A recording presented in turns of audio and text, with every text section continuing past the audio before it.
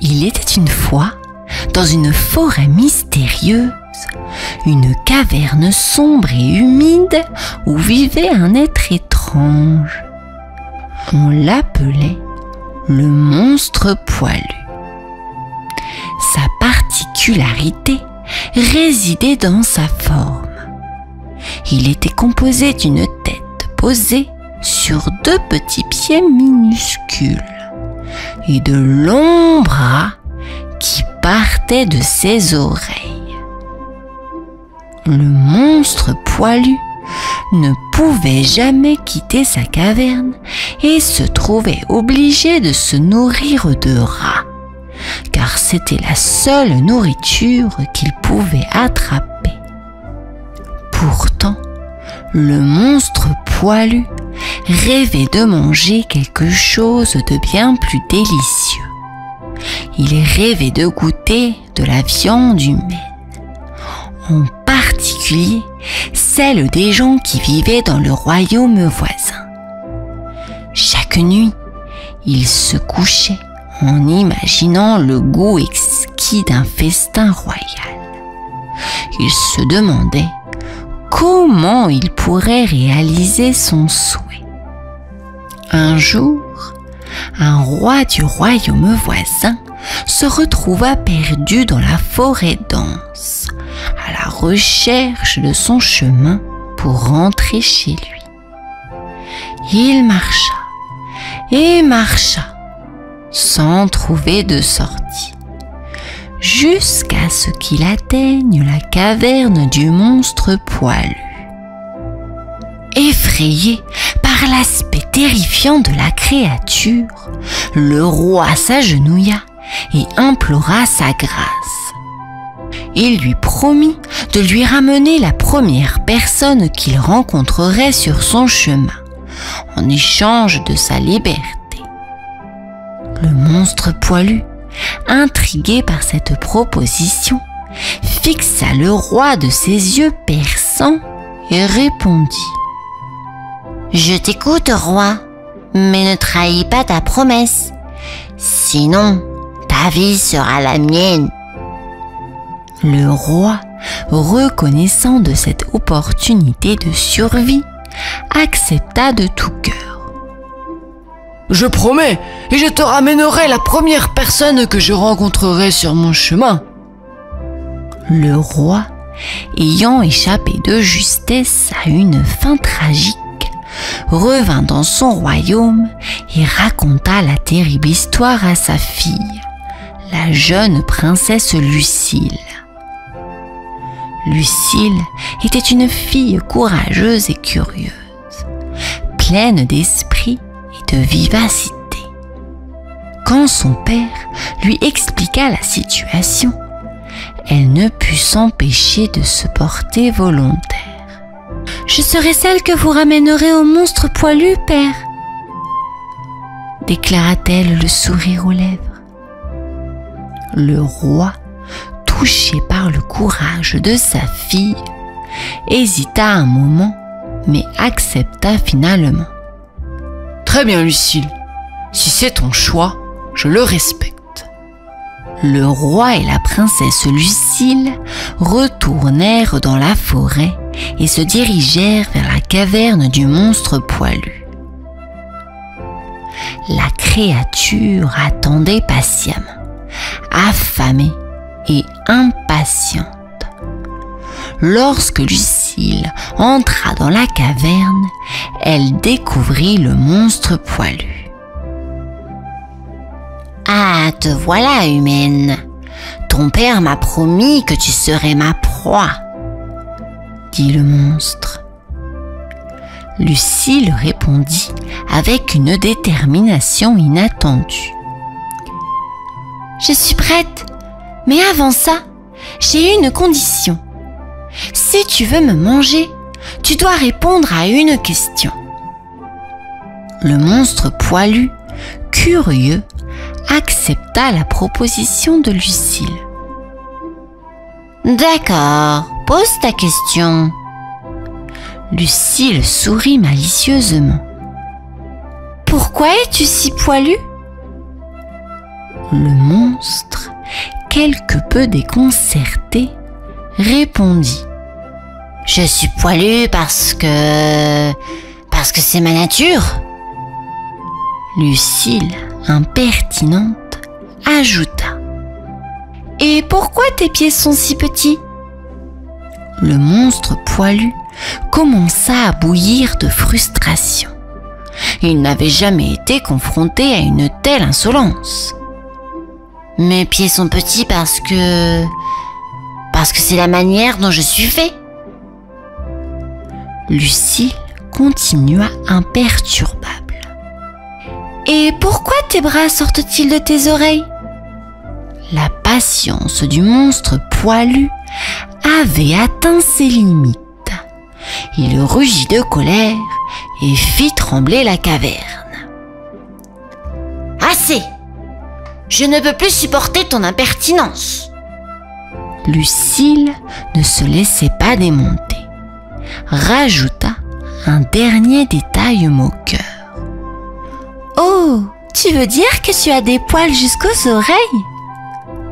À cet instant, le monstre poilu éclata de colère.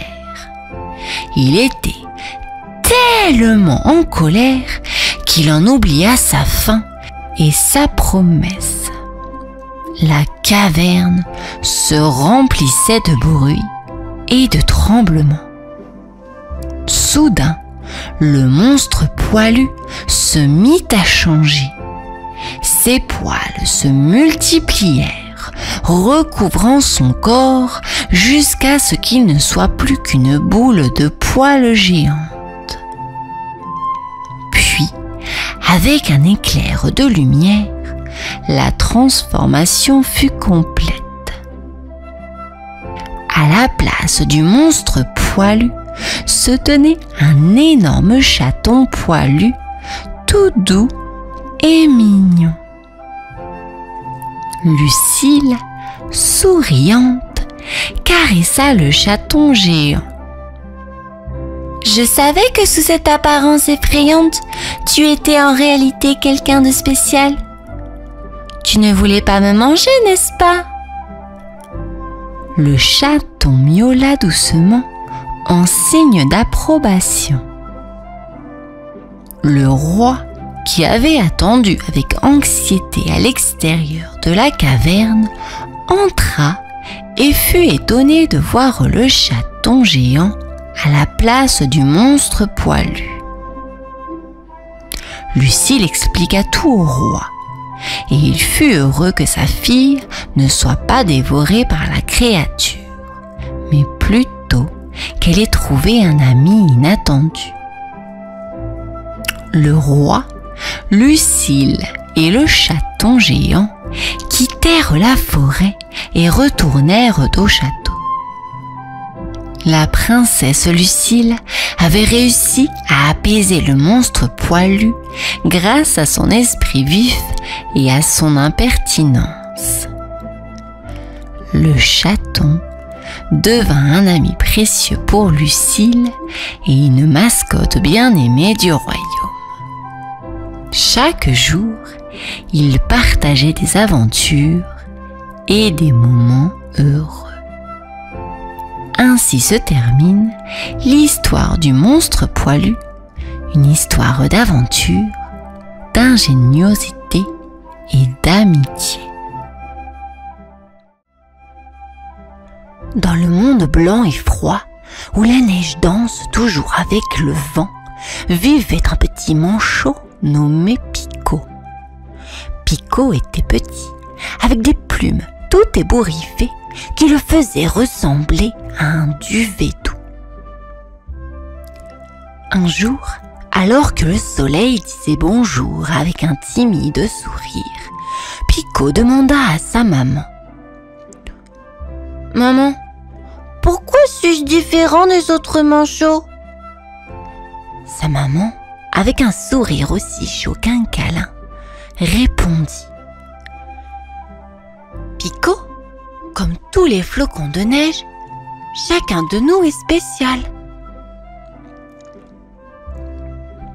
Pico ses petits yeux pétillants de malice pensaient beaucoup à cela. « Je veux trouver ce qui me rend spécial !» se dit-il. Alors, il prit une grande respiration, gonfla sa petite poitrine et fit le premier pas en dehors de leur nid douillet.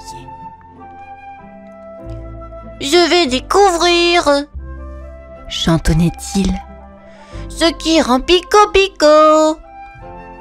Avec des petits sauts, Pico commença son aventure, prêt à découvrir le secret de ses plumes ébouriffées. Il ne savait pas encore qu'il rencontrerait très bientôt quelqu'un de très grand et de très sage. Il était prêt à apprendre, à rire et à découvrir ce qui le rendait unique, car Pico était un petit manchot avec un grand cœur, prêt à embrasser le monde. Alors que Pico se balançait joyeusement, il leva les yeux et vit quelque chose de très grand devant lui. C'était Kona, le manchot empereur, qui ressemblait à une montagne douce et brillante. « Bonjour !» gazouilla timidement Pico. « Je suis Pico. Pourquoi es-tu si grand ?» Kona se pencha vers Pico et dit d'une voix profonde et rassurante. « Bonjour Pico. Dans notre monde, chacun grandit à sa manière, comme les étoiles la nuit. Chacune a son propre rythme. » Pico battit des ailes émerveillé. « Je veux être grand et sage comme toi !» Kona sourit. « Pour être sage, il faut beaucoup écouter et apprendre. Veux-tu que je t'enseigne ?» « Oh oui !» s'exclama Pico, sautillant sur place. « Je suis prêt !» « Alors, viens avec moi, dit Kona.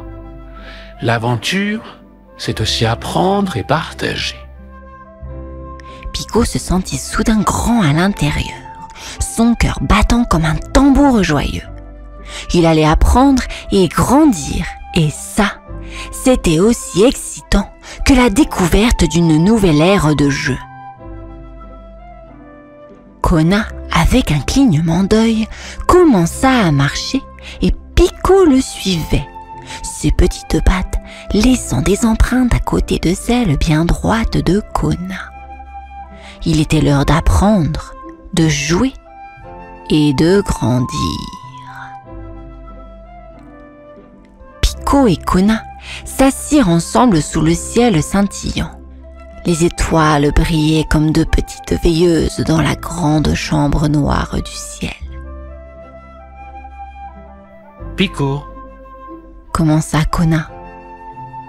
Chaque étoile là-haut est comme un rêve ou une leçon que nous apprenons. » Pico leva ses yeux ronds vers le ciel. « Des leçons? Comme compter les poissons ou apprendre à glisser sur la glace ?» Exactement. Rit doucement Kona. Mais aussi apprendre à écouter, à partager et à prendre soin des autres. Pico pensa à ses amis, à sa famille et sentit son cœur se réchauffer. « Je veux apprendre tout ça !» s'écria-t-il. « Et tu apprendras, petit à petit. » Kona promit en tapotant doucement la tête de Pico avec son aile. Comme l'étoile du soir qui clignote doucement pour dire bonne nuit, tu apprendras petit à petit. « Je vais devenir sage et scintiller aussi ?» demanda Pico, un sourire somnolent se formant sur son bec. « Oui, » murmura Kona. Et même quand tu fermeras tes yeux pour dormir, ton cœur continuera de prier. Pico bâilla et s'enroula dans son doux plumage. Bonne nuit, Kona. Merci de m'aider à briller. Et avec les étoiles pour l'éveiller, le petit manchot plein de rêves et le grand manchot sage s'endormirent, leur cœur scintillant en harmonie avec les lumières de la sagesse. Le matin vint et Pico se réveilla en s'étirant. « Bonjour, soleil !» dit-il gaiement. « Bonjour, Pico.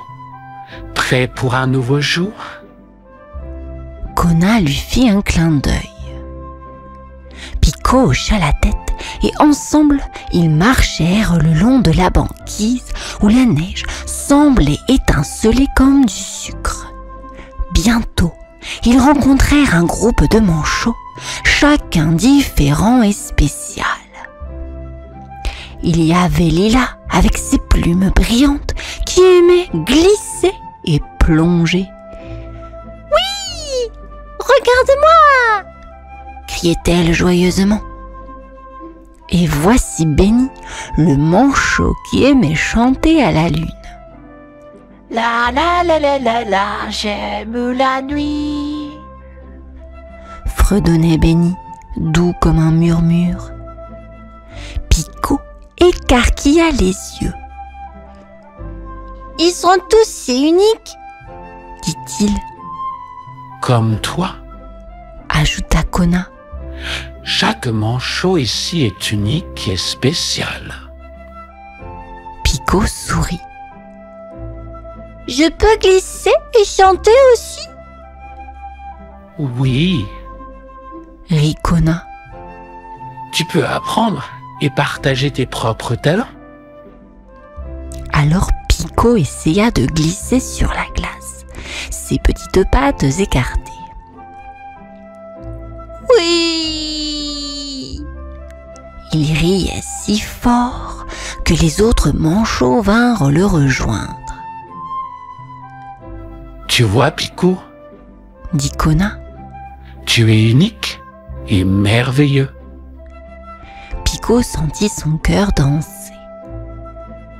Je suis Pico, le manchot unique. Et tous les manchots dansèrent et glissèrent ensemble, célébrant leur différence sous le ciel bleu clair. Après avoir glissé et joué, Pico se sentait un peu fatigué. Il s'assit, enroulant ses petites ailes autour de ses genoux.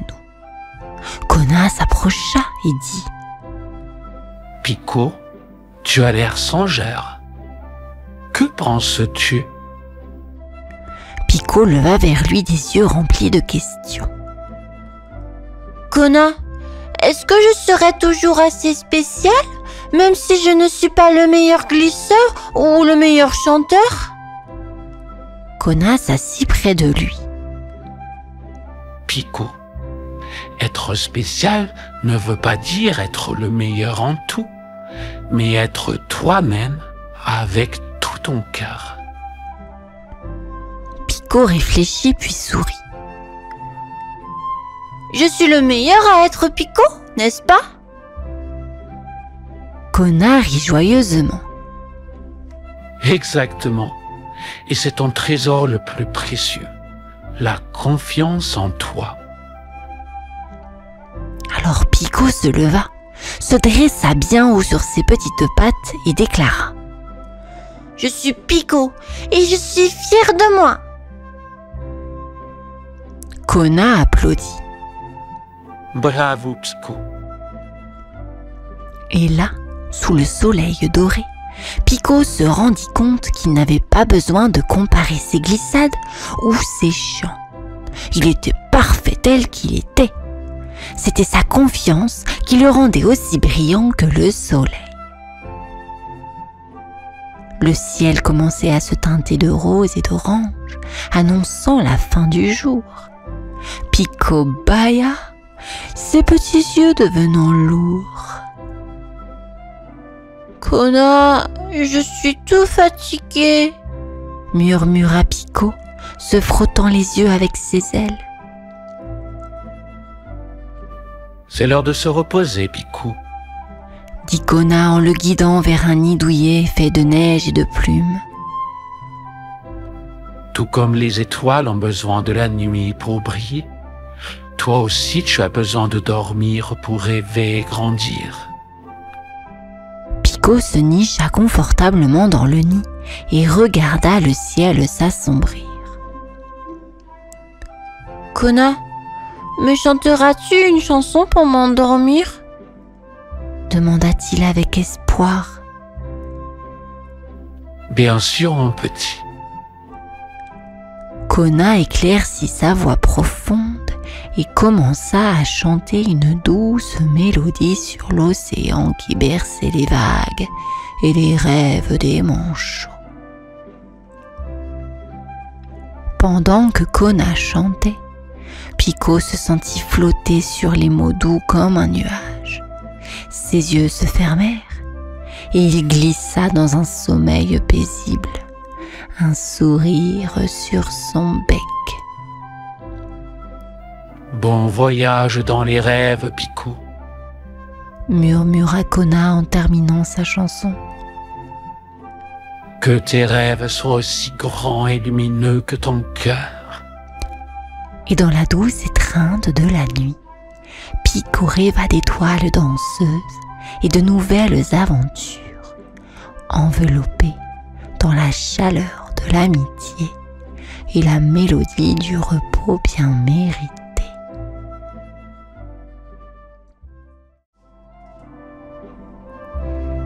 Il était une fois, dans une vieille maison hantée, au cœur de la sombre forêt d'Halloween, une petite araignée nommée Spooky. Sa vie était faite de toiles d'araignée soigneusement tissées et de retraites sombres et silencieuses. Elle n'avait jamais osé explorer le monde extérieur, effrayée par les légendes effrayantes qui entouraient sa demeure. Mais un jour, alors que les premières lueurs de l'automne perçaient à travers les fenêtres poussiéreuses, quelque chose en Spooky changea. Une curiosité inattendue naquit en elle, l'incitant à sortir de sa toile et à affronter ses peurs. C'était le début d'une aventure inattendue. Mais Spooky ne savait pas encore qu'elle rencontrerait un nouvel ami, Sparry, et que leur rencontre la mènerait à une découverte extraordinaire de l'Halloween. Au fil des jours, Spooky se sentit de plus en plus déterminée à surmonter sa timidité. Elle s'était forgé un plan pour découvrir le monde mystérieux d'Halloween. À la lueur des lanternes en forme de citrouille qui éclairaient la vieille maison hantée, elle s'apprêta à sortir de sa toile pour la première fois. L'excitation la poussait à affronter ses peurs. Cependant, alors qu'elle s'apprêtait à prendre son premier pas dans cette aventure, un bruit étrange retentit dans la maison. Un bruit qui semblait venir de la cave sombre et inexplorée. Spooky frissonna d'anticipation, se demandant ce qui l'attendait là-dessous. Le bruit mystérieux dans la cave fit hésiter Spooky un instant, mais sa détermination la poussa à continuer. Elle descendit lentement les escaliers sombres et découvrit une petite pièce éclairée par une lueur douce.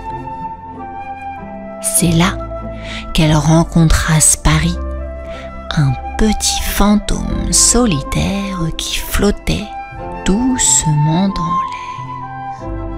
Spary, avec ses yeux lumineux et sa voix douce, expliqua à Spooky qu'il se sentait seul depuis si longtemps et qu'il avait besoin d'une amie. Touché par la tristesse de Spary, Spooky accepta avec gentillesse de devenir son ami. Ensemble, ils commencèrent à explorer les recoins mystérieux du manoir hanté, ouvrant ainsi la porte à une amitié extraordinaire et à de nouvelles aventures. Spooky et Spary devinrent rapidement inséparables. Ils explorèrent ensemble chaque recoin du manoir hanté, bravant les ombres et découvrant les mystères cachés. Ils pénétrèrent dans des pièces autrefois interdites, dévoilant d'anciens trésors et déchiffrant des énigmes énigmatiques. Dans la lueur des chandelles tremblantes, Spooky commença à se sentir de plus en plus à l'aise dans ce monde autrefois effrayant. Spary était son guide, lui montrant les secrets et les beautés du manoir. Mais au fur et à mesure qu'ils avançaient, une question demeurait. Que réserverait le manoir pour leur prochaine aventure? Les mystères étaient loin d'être tous résolus. À mesure que Spooky et Spary continuaient à explorer le manoir hanté, ils rencontrèrent d'autres membres de la famille de Spary, des fantômes tous aussi gentils et chaleureux que lui. Chacun avait sa propre personnalité et son propre talent pour les tours et les farces d'Halloween. Spooky fut émerveillée par la convivialité de cette famille spectrale. Elle se lia d'amitié avec chacun d'entre eux et découvrit qu'ils étaient plus comme une grande famille aimante que des êtres effrayants. Le manoir était devenu un lieu de joie et de rire, bien loin de ce qu'elle avait imaginé auparavant. Cependant, de nouveaux mystères et défis attendaient Spooky et Spary dans les recoins obscurs du manoir, et ils étaient prêts à les affronter ensemble. Avec le temps, Spooky n'avait plus du tout peur d'Halloween. Elle était devenue une membre appréciée de la famille de Spary, participant joyeusement aux préparatifs de la grande nuit. Les festivités d'Halloween étaient désormais l'occasion pour Spooky de briller. Elle était devenue l'araignée courageuse d'Halloween, tissant des toiles artistiques pour décorer le manoir hanté et jouant un rôle essentiel dans les tours et farces de la famille de Spary. Les enfants du quartier la voyaient comme une figure emblématique d'Halloween et elle était aimée et respectée de tous. Ainsi, l'histoire de Spooky se conclut avec une note joyeuse, montrant que parfois, il suffit d'une amitié et d'un peu de courage pour surmonter ses peurs et vivre des aventures extraordinaires. Avez-vous vu cette petite fille? Elle a l'air toute seule, perdue. Ne faudrait-il pas prévenir le policier? Mais non, regardez, elle est avec ce gros chien et elle a sa liste de commission. Attendez, ce n'est pas un chien, c'est un loup. C'est le grand méchant loup. Mais non, ne vous affolez pas. Je suis Violette, la fille de Chaperon Rouge, que vous connaissez bien. Et avec moi, c'est Griffu, le grand méchant loup. Enfin, l'ancien grand méchant loup. Car maintenant qu'il est devenu trop vieux pour chasser, il vit avec nous et m'accompagne partout. Viens Griffu, il nous faut du fromage de chèvre. Mais qu'est-ce que tu as, Griffu? Tu as l'air gelé sur place. Non, moi rien. Excuse-moi, je pensais à... Allons voir ce marchand. Bonjour monsieur, vous êtes nouveau sur le marché? Bonjour, oui mademoiselle, je suis monsieur Seguin. Et voici Blanquette, ma chèvre. Goûte-moi son délicieux fromage. C'est bon. Le secret, courir la montagne pour avoir le meilleur des laits, s'empresse d'ajouter Blanquette. Violette fait ses emplettes et rentre à la maison, suivie d'un Griffu curieusement silencieux.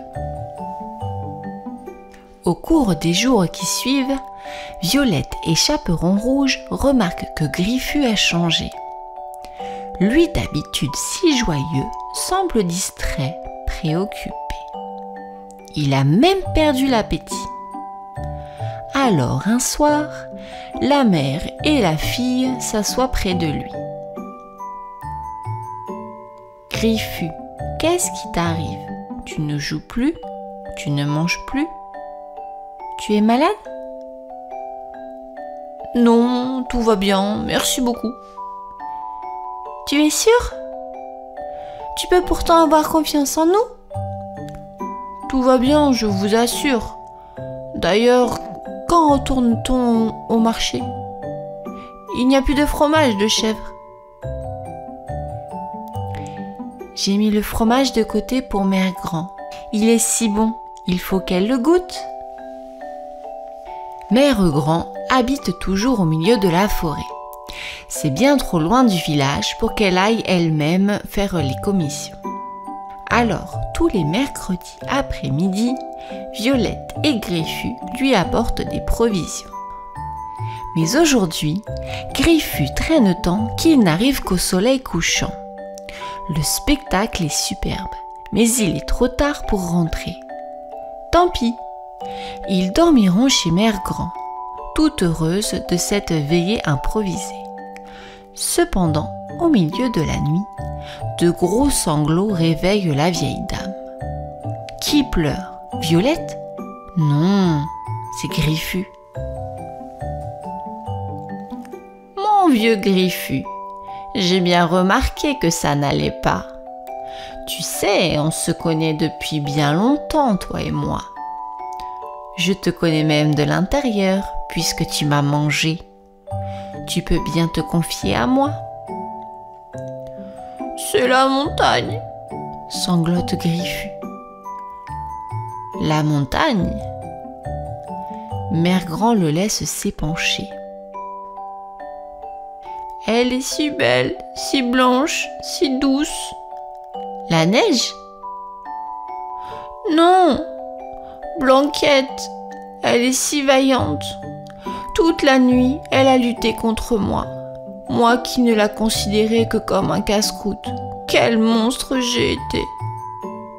Comment pourrais-je me pardonner? Je t'ai bien pardonné, moi, fit remarquer Mère Grand doucement. Griffu saute au cou de Mère Grand. Elle a raison. D'autant plus que, finalement, il ne l'a pas mangée, Blanquette, puisque Monsieur Seguin est intervenu au dernier moment. Monsieur Daudet n'a pas raconté la fin de l'histoire. La bonne humeur de Griffu est revenue. Il chante, danse, chamboule tout et finit même par réveiller Violette. De toute façon, il faut partir tôt pour être à l'heure à l'école. Griffu est si content qu'il vole sur la route, portant Violette mal réveillée. Et le long du chemin, il lui détaille les beautés de Blanquette, depuis ses cornes zébrées jusqu'à son pelage soyeux. Bref, conclut Violette à la porte de l'école. Tu es amoureux, mon pauvre Griffu. Mais ne t'en fais pas, nous retournerons au marché, tu la reverras. Enfin, c'est jour de marché. Violette a préparé pour Griffu un bon bain moussant et lui a elle-même brossé le dos. D'habitude, il proteste, mais aujourd'hui, il y met de la bonne volonté. Chaperon Rouge a repassé sa salopette et lui dépose quelques gouttes de parfum derrière les oreilles. Violette le coiffe. Raie au milieu ou sur le côté? Gel ou pas gel? Griffu se ronge les griffes d'anxiété. Et s'il ne plaisait pas à Blanquette? Et si Monsieur Seguin n'était pas là? Et s'il était allé vendre ses fromages sur un autre marché? Ouf, ils sont là. Avec un grand hurlement, Griffu se précipite sur Blanquette. Monsieur Seguin, effrayé, se fâche. Bah les pattes, sac à puce! Griffu en reste interdit. Il est vexé, furieux qu'on le croie sale. Surtout aujourd'hui, alors qu'il a fait tant d'efforts. Et bien sûr perturbé par la présence de Blanquette. Tant d'émotions pour un seul loup. Ça fait beaucoup. Tu sais, patron, ce n'est pas un chien ordinaire, c'est le loup. Je le reconnais bien, annonce alors Blanquette. Le père Seguin, saisi, passe par toutes les couleurs de l'arc-en-ciel et manque d'en casser ses lunettes. Mais Griffu, appuyé par Violette, le rassure. Il est plein de remords et veut se faire pardonner. Les deux animaux discutent pendant que Violette et Chaperon Rouge font leurs achats. Blanquette n'a pas l'air fâchée, on l'entend même dire. Tu sais, Griffu, si je me suis sauvée dans la montagne la première fois, c'était bien un peu pour te voir. On m'avait tellement parlé de toi. J'étais curieuse de te rencontrer. Tout semble bien se passer entre les deux amoureux, et les humains les suivent d'un regard attendri, quand tout à coup, Blanquette se fâche et crie à Griffu. « Je ne veux plus jamais te revoir, gros lourd !» Griffu, même pas vexé, juste désespéré, rejoint Violette et Chaperon Rouge. « Quand je suis avec Blanquette, je ne peux m'empêcher de saliver. J'ai bien essayé de m'essuyer avec mon foulard, mais elle s'en est aperçue. Pourtant je l'aime, je ne la mangerai pour rien au monde. » Tout le monde est perplexe devant ce malentendu. Mère Grand peut-être aura un remède. Ouf! La vieille dame a la solution. Tout va s'arranger, mon grand, ne t'en fais pas. Voici mon ordonnance. 1. Manger un fromage de chèvre à chaque repas pour t'habituer à son odeur. 2. Lui écrire un beau poème et là, Violette t'aidera. Sinon, à quoi cela sert-il d'aller à l'école? 3. Emballer le poème dans un bouquet de choux-fleurs et l'envoyer à l'élu de ton cœur. La réponse leur revient quelques jours plus tard, dans une petite boîte sur un lit de paille. Un fromage de chèvre en forme de cœur.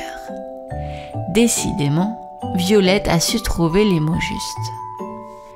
Griffu est heureux, heureux, heureux!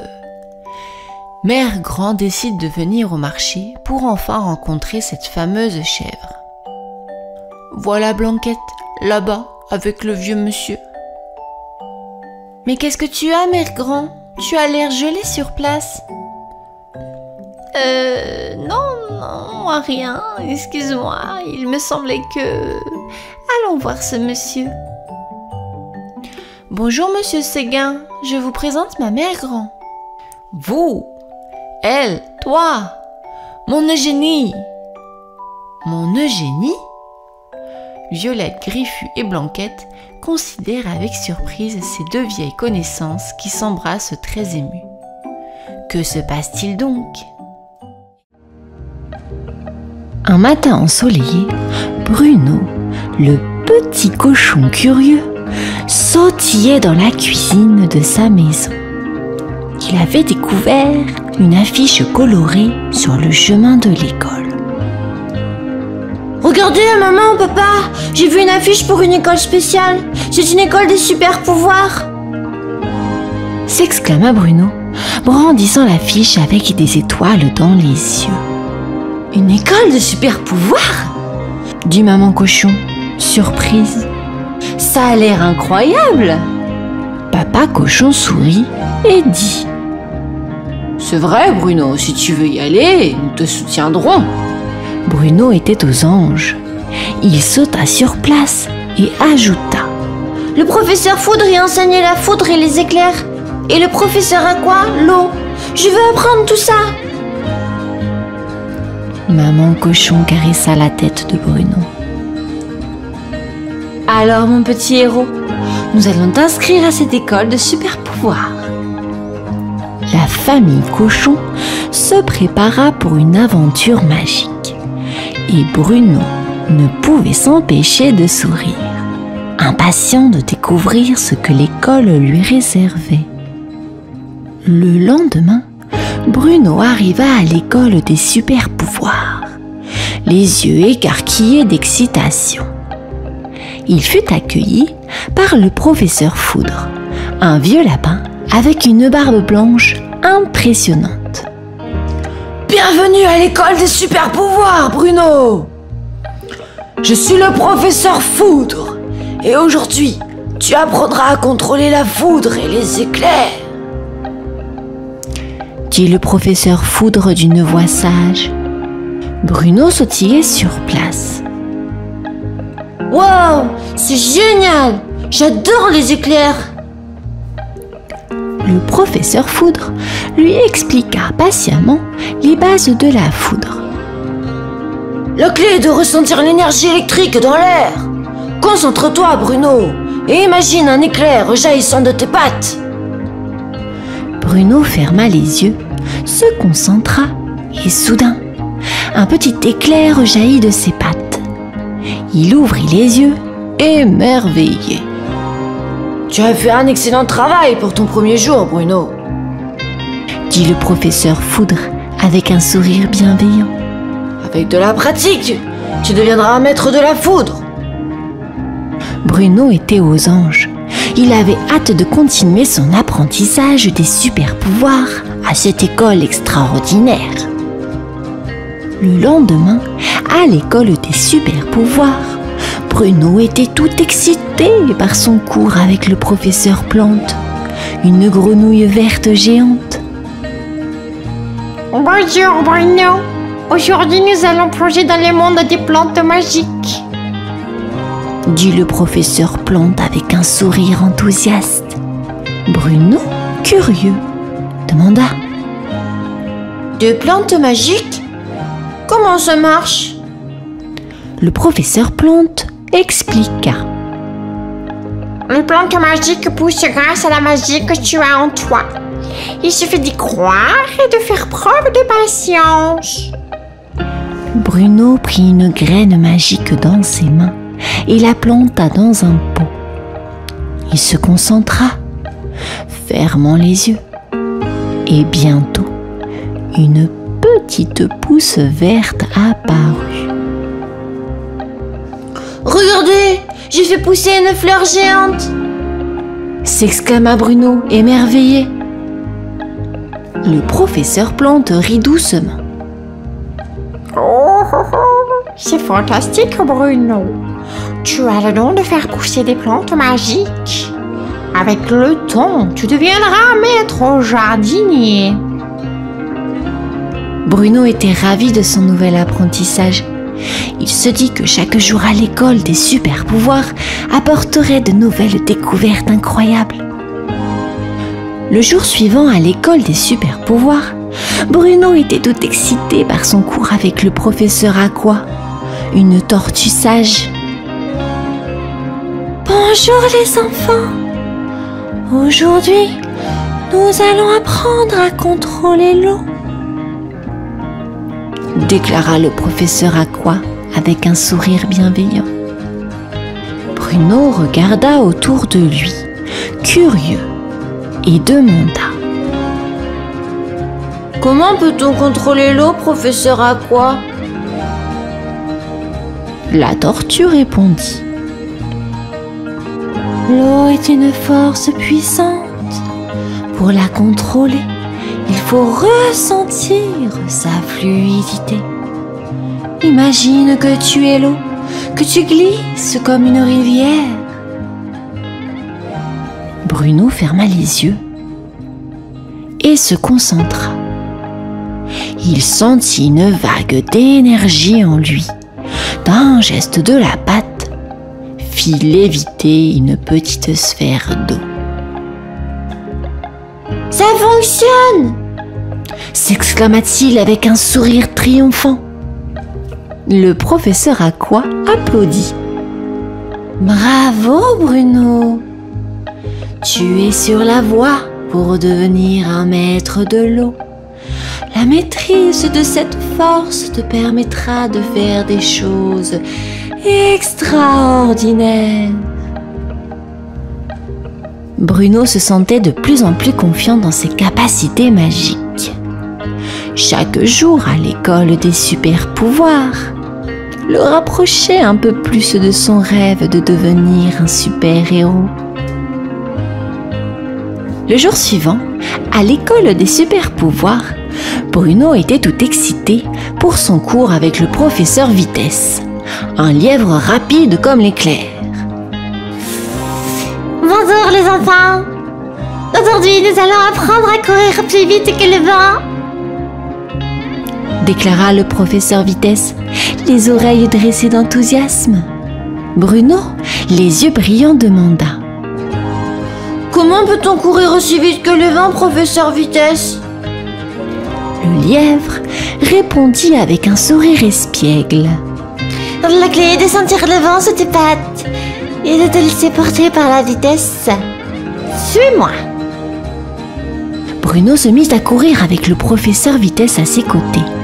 Le vent sifflait dans ses oreilles et il avait l'impression de voler au ras du sol. C'est incroyable! J'ai l'impression de voler! S'exclama-t-il, le souffle coupé. Le professeur Vitesse rit joyeusement. Exactement, Bruno. Avec de l'entraînement, tu pourras courir plus vite que n'importe qui. La vitesse te sera utile dans de nombreuses aventures à venir. Bruno savait qu'il avait encore beaucoup à apprendre, mais il était déterminé à devenir le meilleur super-héros qu'il puisse être. Le jour suivant, à l'école des super-pouvoirs, Bruno avait hâte de découvrir ce que le professeur Invisibilité avait à lui enseigner. Il était un peu nerveux, mais aussi très curieux. « Bonjour les enfants! Aujourd'hui, nous allons apprendre l'art de devenir invisible. » annonça le professeur Invisibilité, un renard rusé. Bruno, les yeux grands ouverts, demanda: Comment peut-on devenir invisible, professeur Invisibilité? Le renard répondit avec un sourire malicieux: C'est un secret bien gardé, Bruno.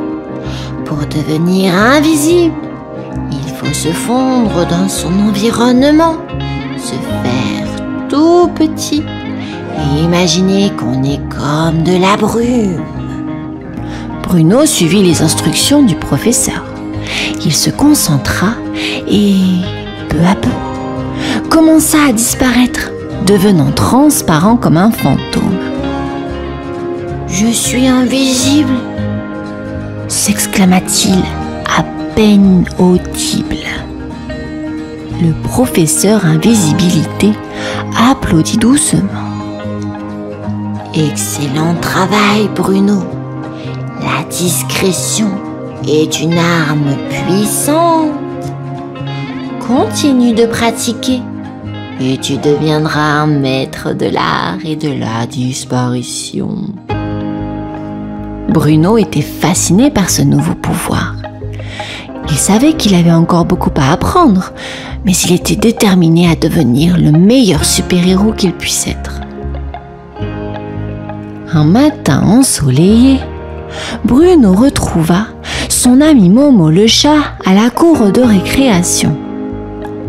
Momo semblait triste. « Salut Momo! Comment ça va aujourd'hui ?» demanda Bruno. Momo soupira et répondit d'une voix morose. « Pas très bien, Bruno. J'ai vu tous les super pouvoirs que tu apprends à l'école, mais je n'ai aucun pouvoir magique. Je me sens tellement ordinaire. » Bruno le regarda avec compassion. « Ne t'inquiète pas, Momo. Tout le monde a quelque chose de spécial en lui, même si ça ne ressemble pas à un super pouvoir.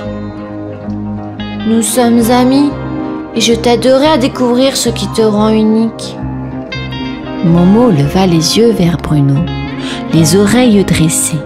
« Tu ferais ça pour moi ?»« Absolument. On trouvera quelque chose que tu es doué à faire. » assura Bruno, souriant. Les deux amis décidèrent de partir à la recherche du talent spécial de Momo, prêts à relever de nouvelles aventures ensemble. Bruno et Momo se retrouvèrent dans la forêt enchantée à la recherche du talent spécial de Momo. Les oiseaux chantaient et le soleil brillait à travers les arbres. Bruno demanda: « Alors Momo, qu'aimes-tu faire le plus au monde ?» Momo réfléchit un instant et dit: « J'aime observer les oiseaux. J'admire leur beauté et leur liberté. » Bruno sourit. « C'est génial, Momo. Peut-être que ton talent spécial est d'être un observateur exceptionnel. » Ils passèrent la journée à regarder les oiseaux, Momo identifiant chaque espèce avec précision. Il avait un don pour repérer les oiseaux cachés dans les arbres et décrire leur chant. Bruno s'exclama: « Momo, tu es incroyable! Tu as le pouvoir de comprendre les oiseaux et de les connaître comme personne. » Momo se sentit spécial pour la première fois. « Merci Bruno. Je me sens vraiment bien en faisant ça. » Les deux amis rentrèrent à la maison, convaincus que chacun avait son propre pouvoir unique. Bruno était fier de son ami Momo et il savait que leur amitié était le pouvoir le plus précieux de tous. De retour à l'école des super pouvoirs, Bruno et Momo étaient plus proches que jamais. Bruno avait appris à contrôler la foudre, les plantes, l'eau, la vitesse et l'invisibilité. Momo, quant à lui, était devenu un expert en ornithologie, reconnaissant chaque chant d'oiseau et chaque espèce. Un jour, pendant la pause, Bruno se tourna vers Momo et dit: « Momo, tu es vraiment incroyable avec ton don pour les oiseaux. Tu es mon super-héros préféré, car tu as le pouvoir de rendre les rêves réalité. » Momo rougit de plaisir et répondit: « Et merci à toi, Bruno. Tu es le meilleur ami qu'on puisse avoir. Ton amitié est le pouvoir le plus puissant de tous. » Ils se donnèrent un câlin chaleureux, sachant que leur amitié était plus précieuse que tous les super pouvoirs du monde. Bruno et Momo savaient qu'ils étaient prêts à affronter n'importe quelle aventure ensemble, main dans la pâte. La fin de l'année scolaire arriva rapidement et Bruno se rendit compte que son aventure à l'école des super pouvoirs touchait à sa fin. Il était temps de dire au revoir à tous les professeurs et amis. Adieu, professeur Foudre. Merci pour tout ce que vous m'avez appris, dit Bruno en étreignant le vieux lapin. Le professeur Foudre sourit. N'oublie jamais, Bruno, que la foudre est un pouvoir puissant. La vraie force réside en toi. Bruno continua ses adieux en passant du temps avec le professeur Plante, le professeur Aqua, le professeur Vitesse et le professeur Invisibilité. Chacun lui donna des conseils pour son avenir. Enfin, Bruno retrouva Momo le chat. Ils se tinrent par la patte, les yeux brillants de gratitude et d'amitié. Nous avons vécu tellement de choses incroyables ensemble, Momo. Notre amitié est le plus grand pouvoir de tous, tu sais, dit Bruno avec émotion. Momo hocha la tête. C'est vrai, Bruno. On a encore tellement d'aventures à vivre ensemble. Avec un dernier regard sur l'école des super pouvoirs, Bruno et Momo partirent vers de nouvelles aventures, prêts à affronter l'avenir, main dans la pâte. Je m'appelle Gudule. J'ai un nouveau manteau pour l'hiver, avec un col en fourrure et le chapeau assorti. Je n'ai jamais rien vu d'aussi joli que moi avec mon chapeau. J'ai aussi un petit frère, Gaston. Gaston a aussi un chapeau. Mais dès qu'on le lui pose sur la tête, il l'arrache et il le jette en l'air. Les gens disent qu'il est adorable, un bout de chou et tout et tout. Bon, c'est vrai qu'il est mignon, quelquefois, quand ça le prend. Mais essayez de lui faire garder son chapeau sur la tête. Bon courage.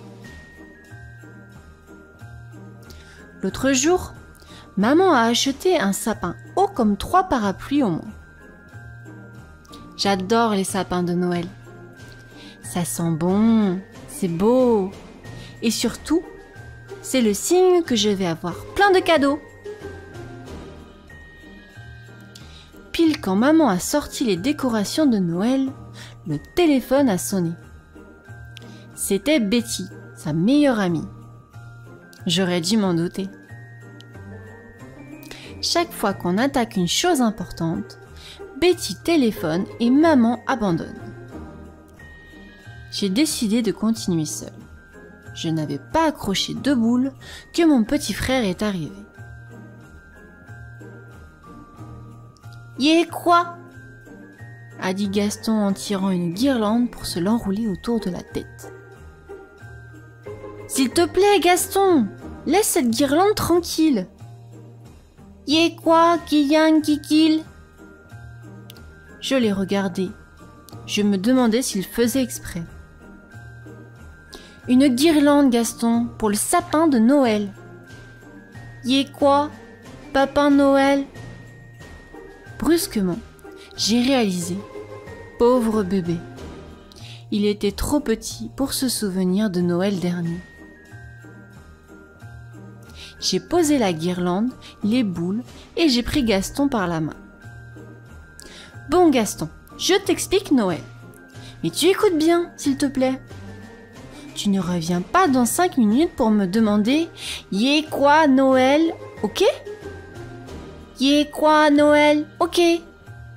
Il a répété d'une toute petite voix. J'ai fait comme si je n'entendais rien. Je lui ai montré mon ballon sauteur, mon robot gluant, mon poney qu'on peut coiffer. Tu vois Gaston, tout ça, je l'ai eu à Noël. C'est une grande fête qu'on peut avoir plein de cadeaux. On les commande au Père Noël et il les apporte par la cheminée en volant dans le ciel sur un traîneau tiré par des rennes. « Yé quoi, des rennes ?» a demandé Gaston. « Des rennes, c'est un peu comme des vaches avec des cornes énormes. »« Yé crème et sang, des rennes ?» Mais non, réfléchis Gaston.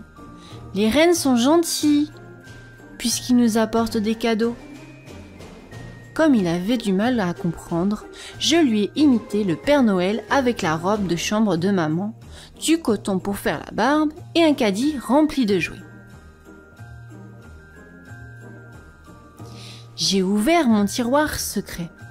« Regarde Gaston, ce papier, c'est ma liste pour le Père Noël. Dessus, j'ai écrit tous les cadeaux que je veux. Un déguisement de Galactica, la princesse supersonique qui dirige l'univers, une guitare pour faire un orchestre dans ma chambre, un jeu où on fabrique soi-même des bonbons chimiques. Et toi, qu'est-ce que tu voudrais ? » ?»« Moi veux des cigommes. » J'ai eu beau expliquer à mon petit frère que les chewing-gums ne sont pas un cadeau de Noël, que maman ne veut pas qu'il en mange et que ça peut même lui coller le ventre. Il écoutait zéro. Depuis qu'il m'a vu faire des bulles de chewing-gum, il ne pense qu'à m'imiter. Le problème, si je lui donne un chewing-gum, c'est qu'il l'avale tout rond, comme un bébé phoque qui gomme un poisson. Le lendemain, comme par hasard, la boulangère a demandé à mon petit frère: « Qu'est-ce que tu as commandé au Père Noël, Gaston ?»« Moi, veux des cigommes !» il a crié. Elle l'a trouvé trop mignon. Elle lui en a donné un paquet. « Des chewing-gums ? Tiens, c'est pour toi, Choupinet !» Les joues de maman ont rosé. Elle a murmuré un petit merci et on est parti. Dès qu'on a passé le coin de la rue, maman a voulu reprendre les chewing-gums. Mais Gaston ne voulait pas les lâcher. Il serrait les poings, il donnait des coups de pied, il braillait si fort qu'une dame s'est arrêtée pour dire que c'est une honte de maltraiter un bébé. Du coup, c'est maman qui a lâché. Le lendemain, maman et papa nous ont montré un catalogue de jouets en bois. Des cubes, des chiffres, des lettres, plein de trucs qui ne servent à rien qu'à apprendre à lire et à compter. Je déteste ce genre de jouets, mais mes parents adorent ça. Ils disent que c'est éducatif. Pour ne pas les vexer, j'ai tourné les pages en disant « Pas mal, pas mal ». Je ne risquais rien. J'avais déjà posté ma liste au Père Noël depuis longtemps. Mais pour Gaston, c'était plus grave. Je l'ai prévenu. Si ça continue, tu sais quoi ? Pour Noël, tu vas avoir des lettres en bois. Il a sursauté. Ses lèvres ont commencé à trembler, comme quand il va se mettre à pleurer. J'ai eu pitié. J'ai décidé de m'occuper de sa liste pendant qu'il était encore temps. J'ai travaillé tard dans la nuit. Je voulais que ma lettre soit vraiment parfaite. Je crois que j'ai réussi. Voilà ce que j'ai écrit. Père Noël, surtout méfie-toi. On veut aucun jeu éducatif. Ni mon frère Gaston, ni moi. Surtout pas. Donne-lui plutôt un tambour. Je m'en servirai pour mon orchestre. Ou sinon, le déguisement de serviteur qui va avec la princesse Galactica. Merci d'avance de la part de ta Gudule qui t'adore. Le lendemain, pendant qu'Esperanza nous gardait en regardant son feuilleton préféré, j'ai emmené mon petit frère poster lui-même l'enveloppe pour le Père Noël.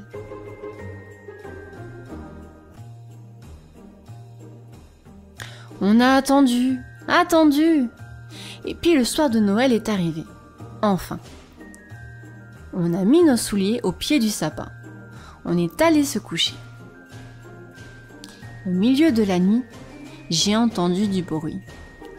J'ai pensé que c'était le Père Noël qui arrivait. Je me suis levée sur la pointe des pieds. Devinez qui j'ai trouvé, collé à la fenêtre du salon. « Gaston, qu'est-ce que tu fais là ?»« Veux voir des rennes. Ils volent dans le ciel, moi. Tu es fou! Si le Père Noël te voit, il ne viendra pas. Je l'ai pris dans mes bras et je l'ai remis au lit. Puis je me suis couchée par terre à côté de lui pour être sûre qu'il ne bouge pas.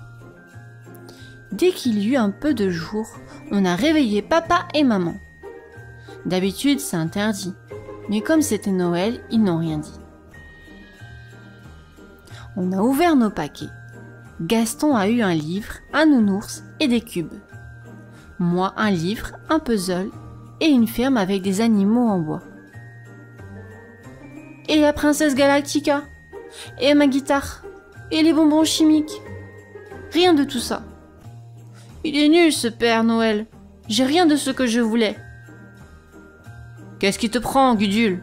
A grondé papa. Si tu ne veux pas de tes cadeaux, on les rendra au Père Noël, a ajouté maman. Lâcher mes cadeaux? Pas question. Je les ai mis en sécurité dans ma chambre. Gaston est venu me rejoindre avec les siens et les chewing-gums de la boulangère. J'ai pris les chewing-gums, puis je lui en ai donné un. Pour une fois, il ne l'a pas avalé. Du coup, je lui ai appris à faire des bulles. Il a adoré ça. Moi aussi. Je crois que ça a été le plus chouette Noël de notre vie. Fin de l'histoire. J'espère que cela vous a plu. À bientôt.